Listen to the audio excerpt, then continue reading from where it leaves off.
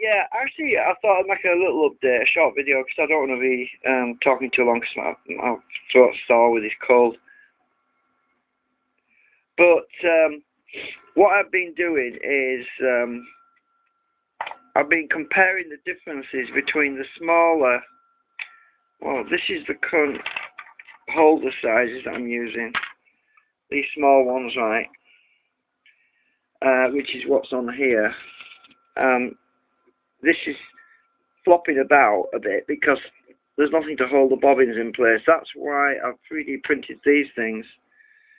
These are gonna hold the coils. Basically, the coil will go inside like that, and these, I'll stick these little collars onto the concentrics, which is basically these, with them when there's magnets in. Now, what I've been doing is trying out different sizes because the concentrics that I'm using.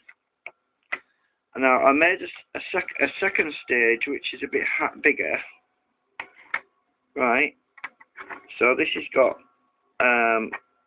concentric magnet assembly arrays in here. Now I've got to print another 2 of these, not the holders, the actual concentric magnet hole parts in the middle. I'm going to do 2 more of these, and I'm also printing some really large ones at the moment, which is going to take 9 hours. The larger ones are going to be holding this. This is my new C8 using a ferrite toroidal core. Now, the idea is that this will deflect the magnetic field in over a much wider area, and it should saturate my coil much more effectively, as you can see by the size, the proportional size. So I'm hoping that this will give a much bigger boost on my coils once I get them, because I'm using standard size coils. I'm not going to keep making my coils bigger and smaller because it causes a lot of problems, you know, what with ferrite being certain length and thickness and all that stuff. So I'm going to leave my coils at the same size, but I'm just going to increase the size of my concentric magnet arrays, so that this should give a much broader magnetic field to saturate the coil, which is what I want. Because the previous ones, which is what I'm using on this one, which is falling to bits at the moment, uses those tiny little ones, right? So you can see they're actually the same size as the coil itself. And the problem with that is that the magnetic field is focused right in the middle for the core. So because it's only through the center, it's not as effective.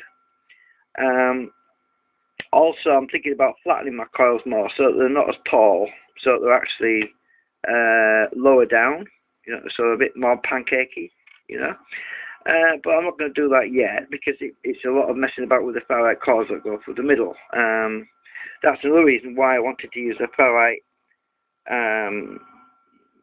the toroids, because they spread the field out, and I might not need the inner core anyway with that, because of if I use a flatter pancake coil type thing, it will be sandwiched between 2 of these. So there'll be basically one of these on one side, then there'll be the coil, and then there'll be another one of these on the other side, sort of thing, you know what I mean? Anyway, but I haven't printed another one of these out yet, because, yeah, it takes a while. And I did this one last night to test it out.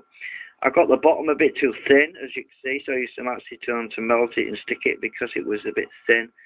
I've since adjusted that in my SketchUp because it was at 0.3 millimeters thick, so it kind of started to fall apart when I was pulling it off the printer bed. So I used some acetone to bond it before I took it off the printer bed, and then I let it cool down, and then it was a bit of a gooey mess when I took it off. So, but once the toroid was in, it holds the center part anyway, because I haven't put ferrite in the middle as well. Anyway, as I said, the video's getting long again because I'm waffling too much, but you can see where I am. I'm going to be trying these, which is the middle in size, in between these little ones. So this is the small one, that's the medium. I'm going to be using the larger one. So we can see the difference. So I've had to make bigger holders to hold these bigger ones because, you know, I've just had to widen them out a bit. So that's where I am at the moment. I've got to attach these collars on here as well, so when the bobbins are in there, they don't float about. You get the idea. Anyway, thanks for watching.